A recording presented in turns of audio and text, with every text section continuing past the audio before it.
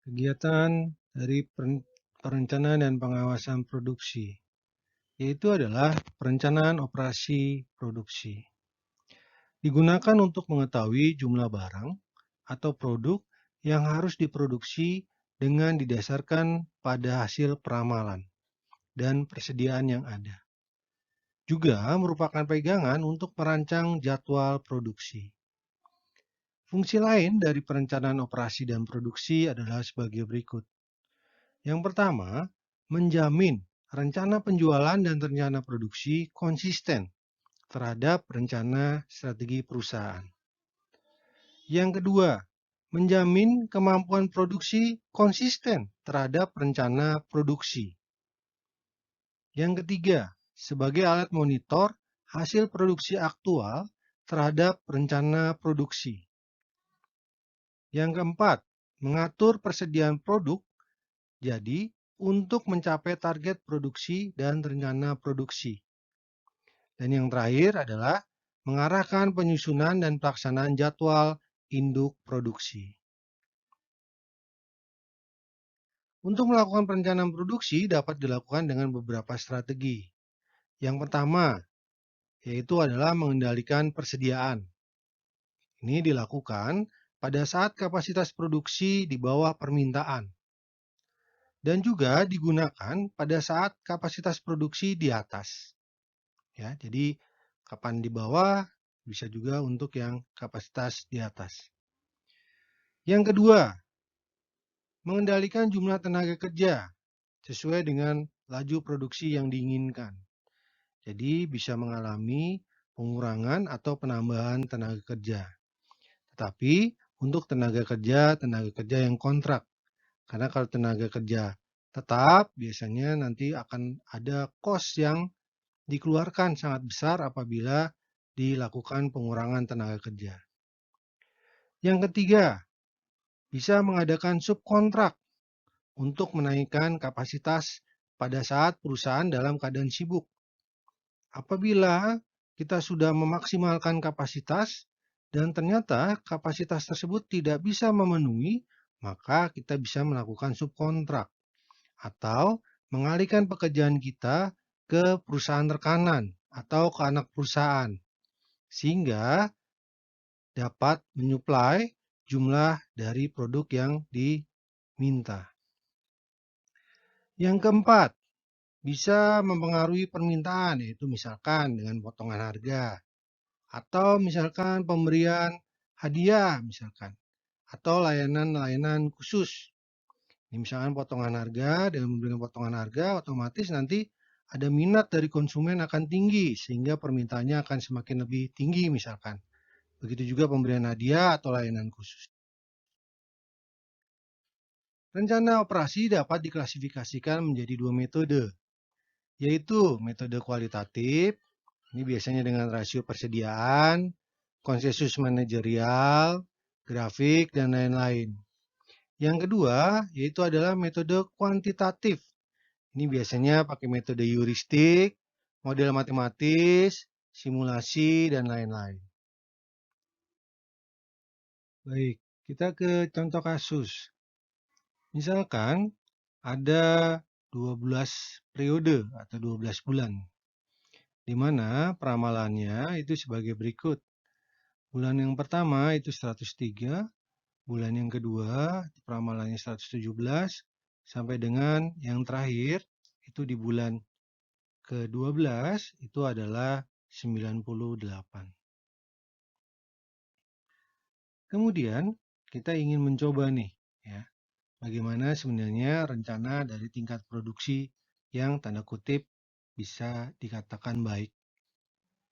Misalkan kita memiliki rencana yang pertama, yaitu adalah apabila tingkat produksinya adalah 70 unit per bulan dengan menganggap persediaan awal adalah sebesar 340 unit. Atau rencana yang kedua yang lebih baik. Misalkan kita punya rencana tingkat produksinya sebesar 120 unit untuk bulan, ya istilahnya untuk 6 bulan pertama, dan 60 unit untuk 6 bulan terakhir. Ya. Jadi bulan pertama sampai bulan ke-6 ini 120 unit per bulan, dan bulan ke-7 sampai bulan ke-12 ini 60 unit per bulan. Dengan persediaan awal itu adalah 100 unit, ya. Sehingga kita bisa menghitungnya secara logika sederhana adalah sebagai berikut. Misalkan kita pakai rencana yang pertama, rencana produksi yang pertama ini. Ya. Di rencana produksi yang pertama, tadi ada persediaan di awal itu adalah sebesar 340. Diproduksi sebesar 70 unit per bulan. Ya. Maka persediaan akhirnya berapa? Ya. Persediaan akhirnya bisa kita dapatkan dari, yaitu adalah persediaan awal, ya, dijumlahkan, ya, dengan produksi yang kita lakukan di bulan tersebut, ya, dijumlahkan, kemudian dikurangi oleh peramalan. Peramalan ini dianggap sebagai kebutuhan atau barang yang diberikan ke konsumen. Jadi barang yang keluar atau barang yang dihantarkan ke konsumen. Maka didapatkan persediaan di akhir periode pertama itu adalah 340 ditambah 70 dikurang dengan 103. Maka didapatkan persediaan akhirnya di periode pertama itu adalah sebesar 307. Sedangkan selanjutnya di periode kedua atau bulan kedua, persediaan awal di periode 2 itu adalah merupakan persediaan akhir di periode sebelumnya, yaitu ada periode 1. Berarti ini adalah persediaan akhir di periode 1, ini akan menjadi persediaan awal di periode kedua. Jumlah yang diproduksi tetap sama ya, 70 ya, yang diproduksi. Maka kita bisa mengetahui nih persediaan akhirnya di periode kedua atau di bulan kedua. Dengan cara yang sama logikanya. Persediaan awal, berarti persediaan awalnya 307, ditambah dengan produksinya. Produksinya 70 unit per bulan. Kemudian peramalannya itu sebesar 117. Berarti ini dikurangkan. Maka didapatkan hasilnya 260. Ini sebagai persediaan akhir di periode atau bulan kedua. Lakukan hal yang sama sampai dengan periode ke-12. Sama juga. Di sini periode ke-11, persediaan akhirnya adalah 34. Berarti ini jadi persediaan awal di periode ke-12. Jumlah yang diproduksi tetap sama, yaitu adalah 70. Peramalannya itu adalah 98. Maka persediaan akhir di periode atau bulan ke-12 adalah 34 ditambah dengan 70 dikurangkan dengan 98. Maka didapatkan persediaan akhirnya di periode 12 itu adalah 6. Itu apabila untuk rencana produksi dengan tadi setiap bulannya dilakukan produksi 70 dan persediaan awalnya itu adalah 340. Bagaimana dengan rencana produksi yang kedua? Ya, dengan memproduksi 6 bulan pertama itu adalah sebesar 120 dan 6 bulan terakhir itu adalah sebesar 60, di mana persediaan awalnya 100. Sama prinsipnya dengan tadi rencana produksi di yang pertama. Apabila kita, berarti ya, tadi dari strategi tersebut, maka persediaan awalnya adalah 100 tadi dari kasus yang depan dijelaskan. Kemudian produksinya itu ada 120 unit per bulan untuk 6 bulan pertama. Peramalannya itu adalah sebesar 103. Maka persediaan di akhir periode pertama itu adalah 100 ditambah dengan 120 dikurangkan dengan peramalannya. Maka didapatkan hasilnya adalah 117. Sama juga untuk yang di periode yang kedua juga sama. Ya. Ini berarti periode akhir di periode pertama menjadi periode awal di periode kedua. Selanjutnya dengan produksi 120, ya kan?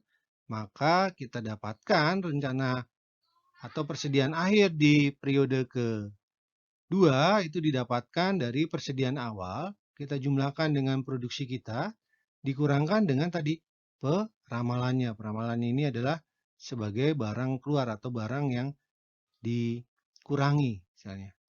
Karena kita punya persediaan, kita punya produksi, kemudian kita harus menyuplai atau memenuhi kebutuhan dari peramalan ke konsumen 117, maka didapatkan persediaan akhirnya adalah 117 ditambah dengan 120 dikurang dengan 117. Maka persediaan akhir di periode kedua adalah 120. Sama seterusnya, ya. Cuman yang menjadi perbedaan adalah di periode ketujuh. Periode ketujuh jumlah yang diproduksinya menjadi 60. Periode ketujuh sampai ke-12 periodenya menjadi 60 unit untuk yang produksi. Perhitungannya akan sama, logika pengerjaannya akan sama. Contoh misalkan di akhir periode ke-11. Persediaan akhirnya adalah 44. Ini menjadi periode persediaan awal di periode ke-12. Jumlah yang diproduksi di periode ke-12 itu ada 60. Kemudian peramalannya itu 98. Maka kita mendapatkan persediaan akhir. Ini didapatkan dari persediaan awal di periode 12 ditambah dengan jumlah yang diproduksi dikurangkan dengan peramalannya. Maka didapatkan hasilnya sebagai berikut. Sampai sini jelas? Ada yang mau ditanyakan dahulu? Berdasarkan dua rencana produksi tersebut, ya, maka kita bisa memilih sebenarnya rencana yang terbaik, ya, atau rencana yang kita pilih ini berdasarkan dari biaya yang terjadi, ya, biaya yang terkecil. Biaya yang terkecilnya, ya berarti kita hitung berapakah ada biaya produksinya, ya kan? Biaya produksi kita dapatkan yaitu adalah biaya produksi per unit, ya kan? Biaya produksi. Produksi per unitnya, per unit, dikali dengan jumlah unit yang diproduksi, dikali jumlah unitnya. Kemudian ada biaya simpan. Biaya simpan. Biaya simpan didapatkan dari biaya simpan per unitnya juga. Ya, biasanya per periode, ini periode. Dikali dengan unit yang disimpan di dalam periode tersebut. Ya. Nah, ini didapatkan di total, ya kan? Berarti dapat total dari biaya yang terjadi. Total biaya ini kita bandingkan. Rencana pertama apakah lebih besar atau lebih kecil daripada rencana yang kedua. Nah, otomatis pemilihannya berdasarkan dari biaya yang terkecil.